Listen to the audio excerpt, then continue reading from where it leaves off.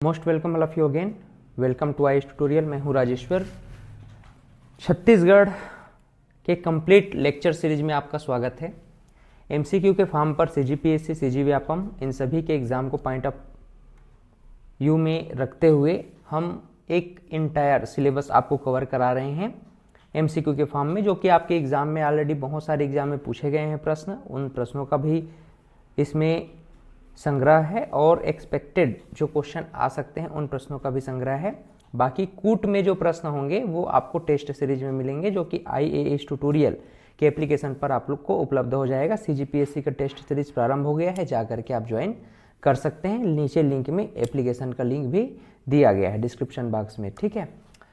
तो देखिए, हम छत्तीसगढ़ का ये इंटायर लेक्चर सीरीज आपके लिए लेकर के आए हैं। आपको क्या करना है, लाइक शेयर सब्सक्राइब कर देना है और आंसर करना प्रारंभ कर दीजिए आप लोग कमेंट में। पहला प्रश्न है, छत्तीसगढ़ की मांड नदी का उद्गम स्थल कहाँ है? छत्तीसगढ़ में मांड नदी का उद्गम स्थल कहाँ है, बताना है आपको। देखिए, छत्तीसगढ़ में ये जो मांड नदी है ये सरगुजा जिला, और सरगुजा जिले में एक जगह पड़ता है बंदरकोट। क्या? बंदरकोट। और बंदरकोट कहाँ है भाई? मैन पार्ट में है। बंदरकोट कहाँ है? मैन पार्ट में। तो मैन पार्ट के बंदरकोट नामक स्थल से मांड नदी का उद्गम स्थल माना जाता है। तो मांड नदी अगर सरगुजा पूछेगा, अगर जिला पूछेगा तो आप क्या बोल देना? सरगुजा बोल देना। अगर आपसे संभाग पूछा जाए तो भी सरगुजा है, बंदरकोट, मैन पाट। और ये कुल मिलाकर के 155 किलोमीटर 155 किलोमीटर ये बहती हुई चंद्रपुर के समीप महानदी में जाकर के मिल जाती है। यानी कि ये किसकी सहायक नदी है भाई? महानदी की सहायक नदी है। ठीक, आगे बढ़ते हैं। चलिए, अगला प्रश्न है, मैनपाट किस नदी का उद्गम स्थल है? अरपा, केलो, मांड या लीलागर? सही उत्तर क्या होगा? मांड नदी होगा। 155 किलोमीटर बहते हुए ये चंद्रपुर में संगम बनाती है महानदी के साथ, ठीक है। इसमें महानदी का ये सहायक नदी महानदी में जाकर के चंद्रपुर शक्ति जिला में जाकर के डिस्चार्ज हो जाती है। बंदरकोट नामक स्थान है मैनपाट सरगुजा में, जहां से इसका उद्गम स्थल माना गया है। रायगढ़ शहर किस नदी के तट पर है? अरपा नदी, खारून नदी, केलो नदी या हसदेव नदी? रायगढ़ शहर केलो नदी के तट पर है। कौन सी नदी के तट पर? केलो नदी। ये अपना रायगढ़ है, जसपुर के नीचे वाला एरिया ये रायगढ़, और रायगढ़ केलो नदी के तट पर है, ठीक है। रायगढ़ केलो नदी के तट पर है। इसी केलो नदी पर एक परियोजना चल रही है अभी, जिसको हम दिलीप सिंह जुदेव परियोजना कहते हैं। कौन सी परियोजना? दिलीप सिंह जुदेव परियोजना। याद रखना भाई, ऐसे क्वेश्चन रिलेट करके पूछे जाते हैं। तो रायगढ़ शहर पूछेगा तो क्या बोलना? कौन से नदी के तट पर है? केलो नदी के तट पर, ठीक है। कौन सी परियोजना चल रही है? दिलीप सिंह जुदेव परियोजना चल रही है। उड़ीसा के महादेवपाली नामक स्थान पर, उड़ीसा के महादेवपाली नामक स्थान पर महानदी में जाकर के केलो नदी डिस्चार्ज हो जाती है। यानी कि इसका मिलना संगम कहां पर होता है? उड़ीसा के महादेवपाली में। किसकी सहायक नदी है? महानदी की सहायक नदी। प्रवाह क्षेत्र कहां पर है? रायगढ़ में है। लगभग 112 किलोमीटर का एरिया ये कवर करती है। मतलब इसकी लंबाई कितनी है? अगर लंबाई, कुल लंबाई देखा जाए तो 112 किलोमीटर। कोलेडेगा व राजर दो इसकी सहायक नदियां हैं। इसकी जो सहायक नदियां हैं, सहायक नदियां कौन कौन सी दो सहायक नदियां हैं? एक है राजर, और दूसरा क्या है? कोलेडेगा। क्या नाम है? कोलेडेगा, याद रहेगा। तो राजर और कोलेडेगा इसकी दो सहायक नदी हैं केलो की। रायगढ़ इसका तटीय शहर है, केलो नदी जो परियोजना है इसको हम वर्तमान में दिलीप सिंह जुदेव परियोजना कहते हैं। कब से? 2013 से। कब से? 2013 से। रायगढ़ जिले में केलो नदी पर यह बना हुआ है। ठीक है, केलो नदी भालूमार अभ्यारण्य, तराईमाल अभ्यारण्य, गजमार पहाड़ी से होकर के गुजरती है। तो ये रायगढ़ शहर के संबंध में जब भी पूछा जाएगा तो आप ध्यान में रखिएगा केलो नदी, याद रहेगा। केलो नदी का उद्गम स्थल कहां है? केलो नदी का उद्गम स्थल रायगढ़ जिले में स्थित लुडेक की पहाड़ियां। ठीक है, लुडेक पहाड़ियां लैलूंगा तहसील पड़ता है। अगर लुडेक की पहाड़ियां ना लिख के लैलूंगा तहसील लिखा जाए तो भी कंफ्यूज मत होना। लैलूंगा तहसील, तो लैलूंगा तहसील लुडेक की पहाड़ियां जिला रायगढ़ से केलो नदी का उद्गम स्थल है। इसकी कुल लंबाई 112 किलोमीटर है। महादेवपाली उड़ीसा में महानदी में जाकर के डिस्चार्ज हो जाती है। ठीक है, दिलीप सिंह जुदेव परियोजना 2013 अर्थात केलो परियोजना, केलो नदी परियोजना केलो नदी पर ही है। जोंक नदी का उद्गम स्थल कहां है? पहली बात तो आपको यह ध्यान में रखना है कि भाई जोंक नदी किसकी सहायक नदी है।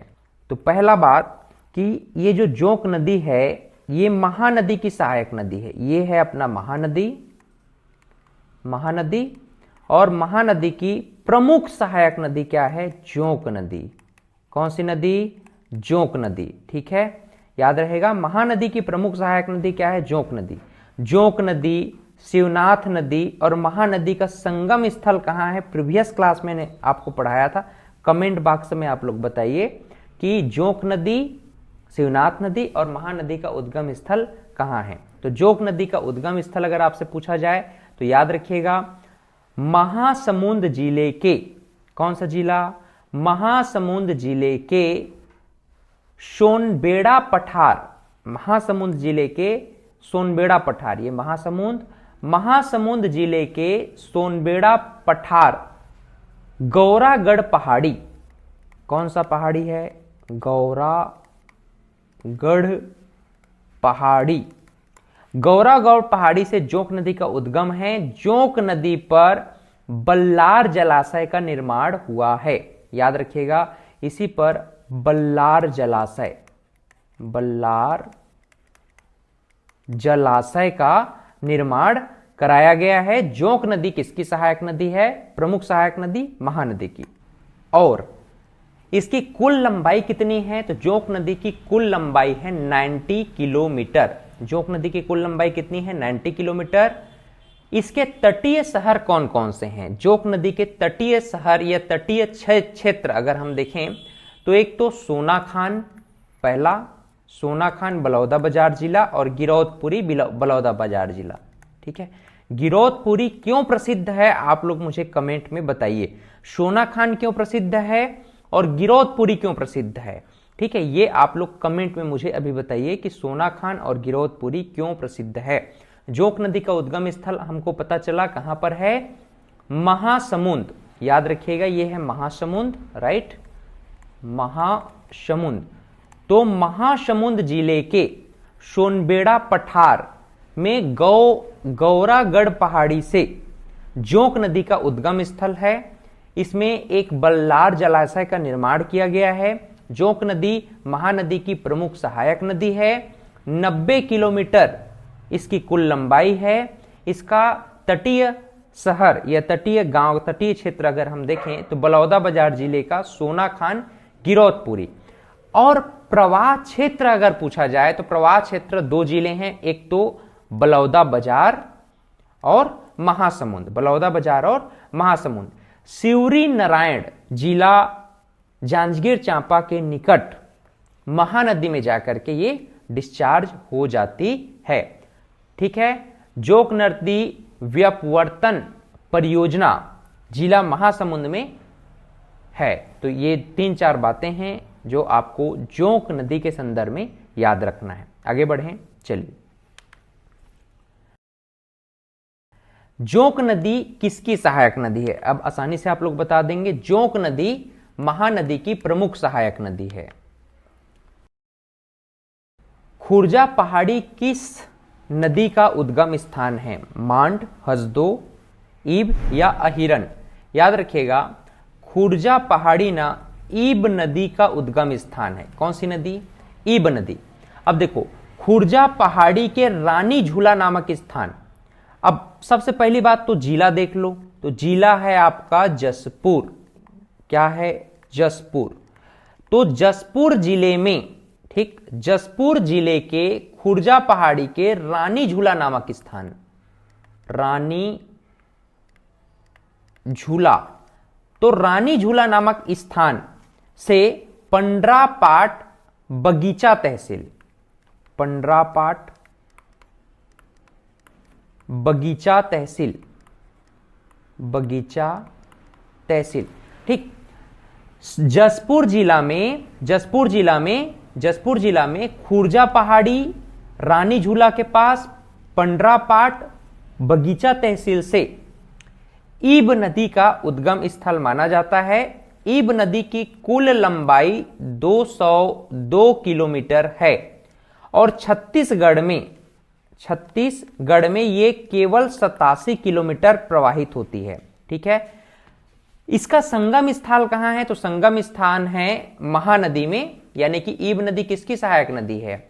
ईब नदी जो है महानदी की सहायक नदी है। ठीक है, ये महानदी है, ये महानदी है और महानदी की ही सहायक नदी क्या है? ईब नदी है। तो उड़ीसा में महानदी का डिस्चार्ज पॉइंट है, वहीं जाकर के महानदी में ईब नदी जो है संगम हो जाता है इसका। रानी झूला, पंडरापाट बगीचा तहसील, जसपुर जिला, खुर्जा पहाड़ी से ईब नदी का उद्गम स्थल है। 202 किलोमीटर कुल इसकी लंबाई है। छत्तीसगढ़ में केवल 87 किलोमीटर बहती है। जसपुर शहर ईब नदी के तट पर ही है। रायगढ़ शहर केलो नदी के तट पर और ईब नदी के तट पर जसपुर शहर है। कौन सा शहर?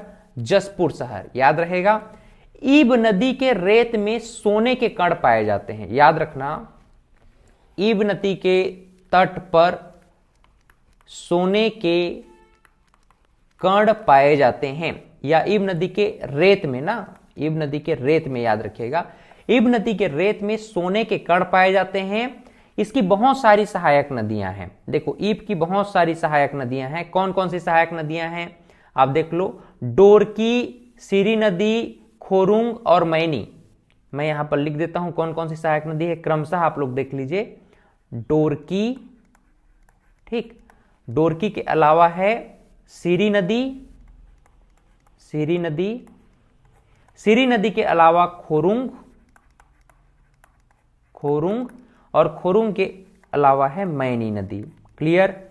तो महानदी की एक सहायक नदी है जसपुर जिला, खुर्जा पहाड़ी रानी झूला के पास, पंडरापाट बगीचा तहसील, जसपुर, जिसकी कुल लंबाई 202 किलोमीटर, छत्तीसगढ़ में 87 किलोमीटर। उड़ीसा में जाकर, संबलपुर में जाकर महानदी में डिस्चार्ज हो जाती है। ईब नदी महानदी की सहायक नदी है। ठीक है, इसके रेत में सोने के कण पाए जाते हैं, रेत में सोने के कण पाए जाते हैं। इसकी सहायक नदी डोरकी, सीरी नदी, खोरुंग और मैनी है। जलप्रपात भी है क्या इसमें? निश्चित रूप से जलप्रपात भी है। ठीक है, वाटरफॉल, तो वाटरफॉल कौन कौन से हैं ये आप लोग याद रखिएगा। वाटरफॉल एक है आपका गुल्लू वाटरफॉल, गुल्लू वाटरफॉल। और कौन सा वाटरफॉल है भाई? बेने वाटरफॉल, बेने जलप्रपात इसे हम कहते हैं। गुल्लू वाटरफॉल, गुल्लू जलप्रपात, बेने वाटरफॉल, बेने जलप्रपात, और एक छुरी जलप्रपात है। छुरी कोसगई मत समझना, कोरबा वाला है ना। तो छुरी वाटरफॉल, छुरी जलप्रपात, छुरी जलप्रपात, बेने जलप्रपात और गुल्लू जलप्रपात कौन सी नदी पर है? कौन सी नदी पर? तो ईब नदी पर। क्लियर है, सबको याद हो गया? आगे बढ़ें। ईब नदी का उद्गम स्थल अभी हम लोगों ने पढ़ा, खुर्जा पहाड़ी, जसपुर जिला, रानी झूला, पंडरापाट से इसका उद्गम स्थल है। कुल लंबाई भी हम लोगों ने अभी पढ़ा, कितनी लंबाई है भाई? 202 किलोमीटर। और छत्तीसगढ़ में कितनी बहती है? तो 87 किलोमीटर। ईब नदी निम्नलिखित में से किस स्थान से शुरू होती है? राजा झूला, रानी झूला, लक्ष्मण झूला या राम झूला?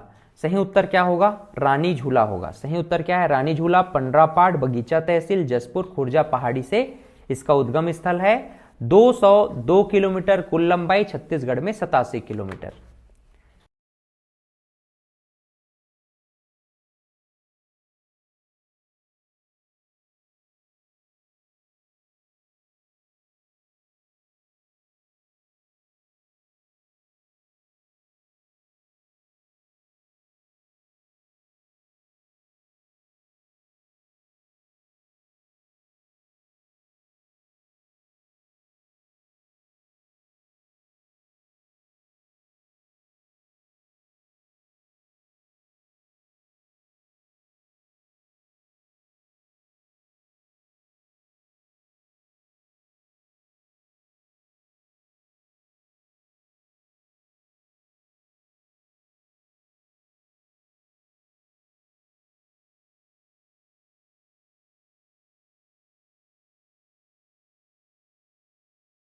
खालिस्तान बेसिन छत्तीसगढ़ राज्य में सबसे बड़ा निष्कासित पानी का एकमात्र नदी बेसिन है। शिवनाथ, महानदी, हसदेव, इंद्रावती। देखिए इसका सही उत्तर क्या होगा? महानदी होगा। हम सबको पता है कि भाई छत्तीसगढ़ में ये जो महानदी अपवाह तंत्र है, महानदी अपवाह तंत्र का कुल एरिया हम देखें तो 56.15 या 13 आप कह सकते हो, 56.13 या 15% है। यानी कि सबसे ज्यादा जो नदी बेसिन बनाएगा, सबसे बड़ा नदी बेसिन बनाएगा और फैला हुआ जिसका विस्तार होगा वो कौन सी नदी बेसिन होगा? मूल रूप से महानदी बेसिन ही होगा। तो आंसर क्या होगा? महानदी होगा। ठीक। शिवनाथ, पैरी और हसदो किस नदी की सहायक नदियां हैं? तो शिवनाथ, पैरी, हसदो, केलो, ईब, मांड ये सभी महानदी की ही सहायक नदियां हैं। किसकी? महानदी की सहायक नदियां। महानदी की सहायक नदी इसमें से बताइए।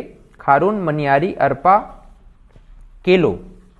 इसका सही उत्तर क्या होगा? केलो नदी होगा, क्योंकि बाकी खारून, मनियारी, अरपा ये तो शिवनाथ की सहायक नदियां हैं। अरपा जो है महानदी की अगर बात करें तो महानदी की सहायक नदी है केलो। इस राज्य में मनियारी निम्नलिखित में से किस नदी की सहायक नदी है? महानदी, अरपा, इंद्रावती और शिवनाथ। मनियारी नदी सबसे बड़ी सहायक नदी है किसकी? शिवनाथ नदी की। किसकी? शिवनाथ नदी की। ठीक है, चलिए। माडम सिल्ली बांध सिलियारी बांध पर स्थित है, जो निम्नलिखित में से किस नदी की सहायक नदी है? माडम सिल्ली सिलियारी नदी पर है, और सिलियारी नदी किसकी सहायक नदी है भाई? सिलियारी नदी किसकी सहायक नदी है? देखो यहां पर ऑप्शन ही गलत दिया हुआ है, ये ऑप्शन ही नहीं होगा। ठीक है, ऑप्शन होगा महानदी। नया नोट कर लीजिए, इसको याद रखिएगा। माडम सिल्ली बांध सिलियारी नदी पर है, और जो किसकी सहायक नदी है? तो महानदी की सहायक नदी है। सिलियारी नदी दक्षिण की ओर बहने वाली प्रमुख सहायक नदी है महानदी की। महानदी में कौन सी नदी महानदी की सहायक नदी नहीं है? शिवनाथ है, जोंक, पैरी, इंद्रावती। इंद्रावती एक गोदावरी अपवाह तंत्र का एक प्रमुख नदी है छत्तीसगढ़ में बहने वाली, तो ये नहीं होगा। बाकी पैरी, जोंक, शिवनाथ। देखो महानदी की शिवनाथ नदी उत्तर में देखें तो शिवनाथ, हसदेव, मांड, केलो, ईब ये प्रमुख सहायक नदी उत्तर में। दक्षिण में दूध नदी, सिलियारी नदी, पैरी नदी, सोंढूर, सूखा, जोंक और लात नदी ये प्रमुख सहायक नदियां हैं महानदी की। ठीक, चलिए अगला प्रश्न है, महानदी की सहायक नदियां हैं इंद्रावती, शिवनाथ, हसदो और सबरी। इंद्रावती तो नहीं होगा, सबरी भी नहीं होगा। ठीक है, शिवनाथ और हसदेव होगा। क्यों नहीं होगा सबरी और इंद्रावती? क्योंकि ये गोदावरी अपवाह तंत्र के अंतर्गत आता है। गोदावरी नदी की सहायक नदियां हैं इंद्रावती और सबरी। ठीक है, शिवनाथ महानदी की प्रमुख सहायक नदी है, और शिवनाथ की प्रमुख सहायक नदी है हसदेव। इस नाम से महानदी की सहायक नदियां क्या हो जाएंगी? शिवनाथ और हसदेव, यानी ब और सा ये दोनों उत्तर सही होंगे। महानदी को छत्तीसगढ़ की जीवन रेखा कहा जाता है। पूरे राज्य में यही एकमात्र नदी है। कारण तो बिल्कुल गलत लग रहा है स्पष्ट रूप से, और कथन बिल्कुल सही है। कथन और कारण दोनों, ये कथन सही है लेकिन कारण गलत होगा। छत्तीसगढ़ में महानदी अपवाह व्यवस्था से निम्न कथन संबंधित है। महानदी अपवाह तंत्र से निम्न कथन संबंधित है, बताइए। महानदी अपवाह व्यवस्था छत्तीसगढ़ में सबसे विस्तृत है, सही बात है। 858 किलोमीटर है, ठीक है, और 286 किलोमीटर छत्तीसगढ़ में बहती है महानदी। तो इस प्रकार छत्तीसगढ़ की सबसे बड़ी नदी अगर देखा जाए तो महानदी है। गलत नहीं है, बिल्कुल सही बात है। शिवनाथ महानदी की सबसे बड़ी सहायक नदी है। ये भी दो मत वाली बात नहीं है। 290 किलोमीटर शिवनाथ छत्तीसगढ़ में बहती है, और छत्तीसगढ़ में बहने वाली सबसे लंबी नदी शिवनाथ ही कही जाती है। हसदो और पैरी महानदी की अन्य सहायक नदियां हैं, बिल्कुल सही बात है। देखो, हसदेव नदी शिवनाथ की सहायक नदी है नहीं, हसदेव नदी अगर हम देखें तो महानदी की सहायक नदी है ना। शिवनाथ, हसदेव और बोराई, मांड, केलो और ईब, ये क्या हैं? महानदी की सहायक नदियां हैं। तो हसदेव तो है, पैरी भी क्या है? पैरी भी दक्षिण की ओर छत्तीसगढ़ में महानदी की सहायक नदी है। तो ये बात भी सही है। तो कथन 1, 2, 3 सब सही होंगे। रायगढ़ छत्तीसगढ़ से गोंदिया रेल मार्ग पर कौन सी नदी को 2 बार पार करना पड़ता है? तो रायगढ़ से अगर हम देखें तो कौन सी नदी को 2 बार पार करना पड़ेगा हमको? शिवनाथ नदी को 2 बार पार करना पड़ता है गोंदिया रेल मार्ग से अगर हम गुजरते हैं तो। आमनेर, पिपरिया, मुस्का, इन तीनों नदियों का छत्तीसगढ़ पर कौन से शहर में संगम स्थल है? बेमेतरा, कवर्धा, छुई खदान और खैरागढ़। सही उत्तर क्या होगा? खैरागढ़। यहां आप देख लो, ये है खैरागढ़, ठीक है। तो खैरागढ़ में ही इन तीनों नदियों का संगम स्थल है। कई बार पूछा गया है, आईएमपी क्वेश्चन है, ठीक है। आगे भी पूछा जाता रहेगा। संगमों को याद रखिएगा, छत्तीसगढ़ में कितने संगम है, कितने नदियों का कहां कहां पर संगम है, बार बार क्वेश्चन पूछा जाता है। आमनेर, पिपरिया और मुस्का, इन तीनों नदियों का संगम जो है खैरागढ़ में है। गोदावरी प्रवाह बेसिन छत्तीसगढ़ राज्य के किस भाग पर स्थित है? पूर्वी, पश्चिमी, दक्षिणी या उत्तरी? गोदावरी। अब गोदावरी अपवाह तंत्र यहां पर है, आपको स्पष्ट नजर आ रहा है, जो कि कहां पर है भाई? साउथ में है। साउथ यानी साउथ छत्तीसगढ़ में है, दक्षिण में है। छत्तीसगढ़ में अपवाह क्षेत्र के विस्तार के आधार पर दूसरे स्थान पर किस नदी तंत्र का नाम आता है? हम 56.13% देखें तो किसका है क्षेत्र? मूल रूप से महानदी का। लेकिन दूसरे क्रम पर 28.64% एरिया कवर करके ये गोदावरी अपवाह तंत्र का नाम सेकेंड क्रम पर आ जाता है।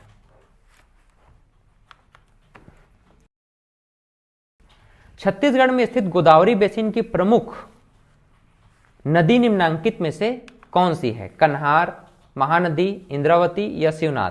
छत्तीसगढ़ में स्थित गोदावरी बेसिन, ये गोदावरी बेसिन की बात करिए, प्रमुख नदी कौन सी है? इंद्रावती। और इंद्रावती की ही पूरी यहां पर ड्रेनेज सिस्टम चलती है। इंद्रावती की सहायक नदियों पर ही पूरा गोदावरी अपवाह तंत्र छत्तीसगढ़ में टिका हुआ है। इंद्रावती किस नदी क्रम की नदी है? महानदी, गोदावरी, गंगा या नर्मदा? तो इंद्रावती कौन से क्रम की नदी होगी या फिर किस अपवाह तंत्र से संबंधित होगी? गोदावरी अपवाह तंत्र। 2-3 बातें याद रखना आप गोदावरी नदी अपवाह तंत्र से संबंधित। पहला, ये मुंगेर की पहाड़ी, मुंगेर पर्वत कालाहांडी उड़ीसा से इसका उद्गम स्थल है, पहला। दूसरा, इसकी कुल लंबाई है 308 किलोमीटर। कितना? 308 किलोमीटर। लेकिन छत्तीसगढ़ में कितनी लंबाई है इसकी? छत्तीसगढ़ में 264 किलोमीटर बहती है। छत्तीसगढ़ में कितना? 264 किलोमीटर। कुल लंबाई कितनी है? 308 किलोमीटर। इसी का प्राचीन नाम मंदाकिनी है। मंदाकिनी, याद रहेगा नाम। प्राचीन नाम अगर आपसे पूछा जाए मंदाकिनी किसका नाम है, तो इंद्रावती नदी का ही प्राचीन नाम मंदाकिनी है। गोदावरी नदी की प्रमुख सहायक नदी है इंद्रावती। मुंगेर पर्वत कालाहांडी उड़ीसा से इसका उद्गम स्थल है। इसकी कुल लंबाई 308 किलोमीटर है। छत्तीसगढ़ में 264 किलोमीटर बहती है। भद्रकाली नामक स्थान पर गोदावरी नदी में जाकर के ये डिस्चार्ज हो जाती है। इसकी प्रवाह की दिशा पूर्व से पश्चिम की है, पश्चिम की ओर है, पूर्व से पश्चिम की ओर, ईस्ट टू वेस्ट ये ढलान है। ठीक है, इसको आप ऐसा कह लीजिए। देखो इसका जो जलप्रपात का प्रवाह है, प्रवाह या फिर प्रवाह दिशा कह सकते हैं। ठीक है, प्रवाह दिशा। अगर प्रवाह दिशा आपसे पूछा जाए तो प्रवाह दिशा क्या होगा, पूर्व से पश्चिम की ओर। अभी तक हम लोगों ने महानदी अपवाह तंत्र को देखा तो पूर्व की ओर उसका जो है दिशा था, प्रवाह दिशा, लेकिन ये पूर्व से पश्चिम की ओर इसका प्रवाह दिशा होगा गोदावरी अपवाह तंत्र में इंद्रावती नदी का। बस्तर, दंतेवाड़ा और बीजापुर, बस्तर, दंतेवाड़ा और बीजापुर ये 3 प्रमुख जगह हैं जो इंद्रावती का प्रवाह क्षेत्र बनाती हैं। जगदलपुर, बारसूर, भोपालपट्टनम ये 3 प्रमुख शहर हैं। पूर्व से पश्चिम दिशा की ओर इसका प्रवाह क्षेत्र है। गोदावरी बेसिन और बस्तर के पठार की सर्वप्रमुख नदी है। कोटरी, डंकनी, संखनी, नारंगी, गुडरा, निबरा और नंदीराज इसकी प्रमुख सहायक नदियां हैं। चित्रकोट जलप्रपात जो कि छत्तीसगढ़ का सबसे बड़ा जलप्रपात है, सबसे चौड़ा जलप्रपात है, इसी नदी पर है। चित्रकूट जलप्रपात कहां पड़ेगा, बस्तर जिला में है ना, चित्रकूट जलप्रपात। और इंद्रावती बस्तर संभाग की जीवन रेखा कहलाती है, lifeline of Bastar division. Godavari basin एवं बस्तर के पठार की प्रमुख नदी कौन सी है, इंद्रावती है। यह एक अध्यारोपित नदी मानी जाती है। परियोजना है कोसार, टेढ़ा एवं बोध घाट परियोजना। तो बोध घाट कई बार पूछा गया है, बोध घाट परियोजना। बोध घाट परियोजना कहां पर है, और कोसार टेढ़ा परियोजना कौन सी नदी पर है, तो इंद्रावती नदी पर है। इंद्रावती नदी बस्तर संभाग को 2 भागों में डिवाइड कर देती है, 2 भागों में बांट देती है। ठीक है, तो इस प्रकार से हम लोगों ने इंद्रावती नदी को पढ़ा। इंद्रावती की सहायक नदी कोटरी, निबरा, गुडरा, बोर्डिंग, नारंगी, डंकनी, संखनी, नंदीराज, चिंतावांगू और तालपेरू ये प्रमुख सहायक नदियां इंद्रावती की हैं। बस्तर की जीवनदायिनी लाइफलाइन ऑफ बस्तर कौन सी नदी को कहते हैं, अभी हम लोगों ने पढ़ा इंद्रावती को। इंद्रावती नदी को प्राचीन काल में किस नाम से पुकारा गया है, प्राचीन काल में इंद्रावती नदी को ही हम मंदाकिनी नदी के नाम से पुकारते हैं। जगदलपुर शहर किस तट पर बसा है, 3 प्रमुख शहर मैंने आपको बताया, जगदलपुर, बारसूर क्यों प्रसिद्ध है आप लोग कमेंट करके बताइए। बारसूर, भोपालपट्टनम क्यों प्रसिद्ध है ये बताइए, बारसूर क्यों प्रसिद्ध है, और एक आपका जगदलपुर शहर, चौराहों का शहर कहते हैं हम ना जगदलपुर को। तो ये इंद्रावती नदी के तट पर ही ये तीनों शहर बसे हुए हैं। निम्नलिखित में से कौन सी नदी पश्चिम की ओर बहती है, महानदी खारून शिवनाथ है तो पूर्व की ओर बहती हैं, ये पूर्व वाले हैं। पश्चिम की ओर कौन सी बहती है, तो पश्चिम की ओर बहती है इंद्रावती नदी। छत्तीसगढ़ की कौन सी नदी गोदावरी की एक महत्वपूर्ण सहायक नदी है, इंद्रावती ही है। गोदावरी नदी की प्रमुख सहायक नदी और बस्तर जिले की सबसे बड़ी नदी कौन सी है, इंद्रावती ही है। हम जानते हैं इसकी कुल लंबाई 308 किलोमीटर है, लेकिन छत्तीसगढ़ की अगर हम बात करें तो छत्तीसगढ़ में ये 264 किलोमीटर बहती है। गोदावरी नदी की उस सहायक नदी का चयन करें जो छत्तीसगढ़ के दक्षिणी भाग की महत्वपूर्ण विशेषता है, जो इस क्षेत्र में दक्कन के पठार का एक घटक है।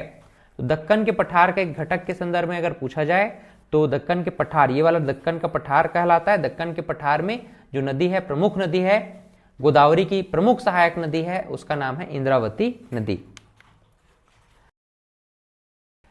इस राज्य में बस्तर के पठार की प्रमुख नदी कौन सी है? इंद्रावती ही नदी ही है। दंडकारण्य के पठार किस नदी बेसिन का हिस्सा है? दंडकारण्य के पठार गोदावरी अपवाह तंत्र या गोदावरी बेसिन का हिस्सा है। निम्नलिखित में से कौन सी नदी बस्तर संभाग को लगभग 2 भागों में बांट देती है? 2 भागों में बांट देती है। तो इंद्रावती नदी। इंद्रावती नदी की कुल लंबाई और छत्तीसगढ़ में कुल लंबाई कमेंट करके आप लोग बताइए। निम्नलिखित में से किस नदी का उद्गम स्थल छत्तीसगढ़ में नहीं है? मांड नदी, रिहंद नदी, कन्हार नदी का तो है। इंद्रावती नदी मुंगेर पर्वत, कालाहांडी, उड़ीसा में है।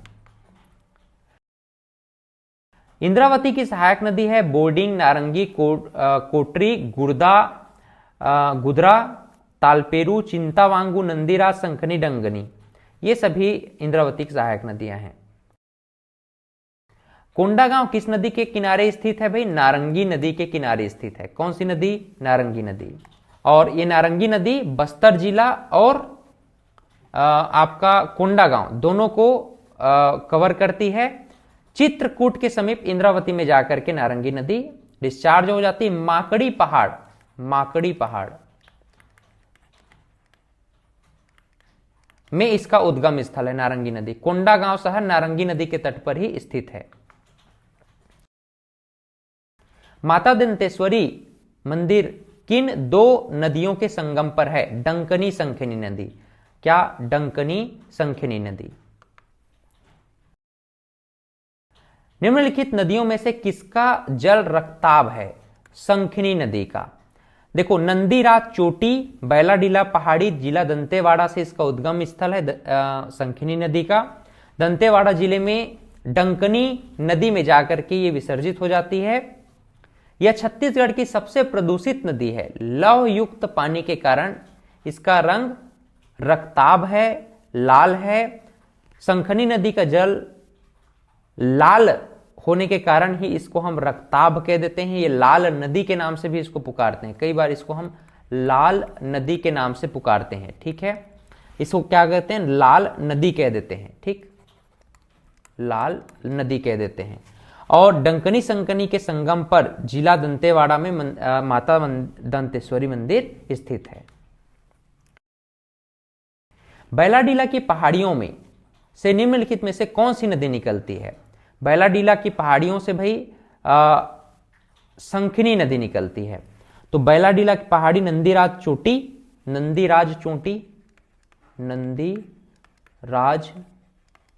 चोटी बैलाडीला की पहाड़ी से संखनी नदी निकलती है, जो कि डंकनी नदी की सहायक नदी है। छत्तीसगढ़ राज्य में कोटरी बेसिन की दिशा कौन सी स्थित है? दिशा जो है दक्षिण पश्चिम में। ये दक्षिण हो गया और ये पश्चिम हो गया। तो दक्षिण पश्चिम में कोटरी बेसिन स्थित है। ठीक, सबरी नदी की सहायक नदी क्या है? तो सबरी नदी की सहायक नदी होगी कांगेर नदी। बहुत सारी सहायक नदियां हैं सबरी नदी की। कांगेर नदी, मालगेर नदी, सोलेरू और पांदरेरू, ये प्रमुख सहायक नदियां हैं जो सबरी नदी की सहायक नदी के रूप में जानी जाती हैं। छत्तीसगढ़ की एकमात्र राजकीय जल मार्ग नदी कौन सी है? सबरी नदी पर ही है। याद रखिएगा, नंदपुर पर्वत, कोरापुट क्षेत्र, उड़ीसा से इसका उद्गम स्थल है। 173 किलोमीटर छत्तीसगढ़ में कुल लंबाई अगर हम देखें इस सबरी नदी का तो 173 किलोमीटर है। आंध्र प्रदेश के कुनावरम गोदावरी नदी में जाकर के ये मिल जाती हैं। कोंटा सुकमा, ये सबसे लास्ट वाला शहर कोंटा सुकमा, ये इस शहर इसमें बसा हुआ है। बस्तर और सुकमा में बहती है। गुप्तेश्वर जलप्रपात इसी में है। गुप्तेश्वर जलप्रपात इसी नदी पर है। कांगेर, मालगेर, सोलेरू, पांदरेरू, ये प्रमुख सहायक नदियां हैं। कांगेर नदी में भैंसा दरहा नामक स्थान पर प्राकृतिक रूप से मगरमच्छ का संरक्षण किया जाता है। राज्य की एकमात्र नदी जिसमें कोटा सुकमा से आंध्र प्रदेश के कूनावरम तक 36 किलोमीटर, कितना 36 किलोमीटर तक, ये आंध्र प्रदेश 36 किलोमीटर तक जल परिवहन की सुविधा यही नदी देती है, सबरी नदी। छत्तीसगढ़ के दक्षिण सीमा की ये सीमा रेखा बनाने वाली भी नदी कौन सी है? सबरी नदी ही है। क्लियर, समझ में आया? छत्तीसगढ़ की दक्षिणी सीमा रेखा किस नदी के द्वारा निर्मित होती है? तो सबरी नदी। ये कोंटा जिला 36 किलोमीटर कूनावरम आंध्र प्रदेश तक ये जल मार्ग बनाती है। निम्नलिखित में से कौन सी नदी इंद्रावती की सहायक नदी नहीं है? कोटरी, गुर्दा, वोडिंग। एक कांगेर जो है सबरी की सहायक नदी है। ठीक। निम्नलिखित में से कौन सी नदी इस राज्य एवं महाराष्ट्र राज्य के मध्य सीमा रेखा बनाती है? सबरी नदी ही बनाती है। कोंटा यहां पर आप लोगों ने देखा अभी। छत्तीसगढ़ की रिहंद एवं मान नदियों का उद्गम स्थल, दोनों का उद्गम स्थल कहां है? मैनपाट में है, सरगुजा। यहां मैनपाट, सरगुजा। किस नदी को संस्कृत साहित्य में हिरण्यबाहु कहते हैं? इसका सही उत्तर क्या होगा? सोन नदी होगा। सोन नदी को हिरण्यबाहु कहा गया है संस्कृत में, याद रखिएगा। गंगा उपवा तंत्र की प्रमुख नदियां हैं सोन, रिहंद और कन्हार। तो इस प्रकार से हम लोगों ने ये लेक्चर 2 भी पढ़ लिया। लेक्चर 2 था। हम नेक्स्ट क्लास में इसके जो बाकी लेक्चर्स हैं उसको भी कवर कराएंगे आपको, है ना। तो अभी लगभग 1 या 2 क्लास हम नदी से संबंधित और लेकर के आएंगे। इसी तरह से आप लोग जुड़े रहें, शेयर जरूर कर दीजिएगा और लाइक और सब्सक्राइब करना नहीं भूलना है। आप एप्लीकेशन कनेक्ट कर लीजिए, डाउनलोड कर लीजिए, जहां पर डेली आपको लिंक मिल जाते हैं और भी बहुत सारे क्लासेस जो होती रहती हैं, सारे लिंक आपको मिल जाएंगे। टेलीग्राम, व्हाट्सएप चैनल, इन सब से आप हमसे जुड़ सकते हैं और www.istutorial.in में जाकर के आप हमसे कनेक्ट हो सकते हैं। ठीक है, मिलते हैं फिर से एक नए सेशन में। तब तक के लिए बहुत बहुत धन्यवाद। Have a great day.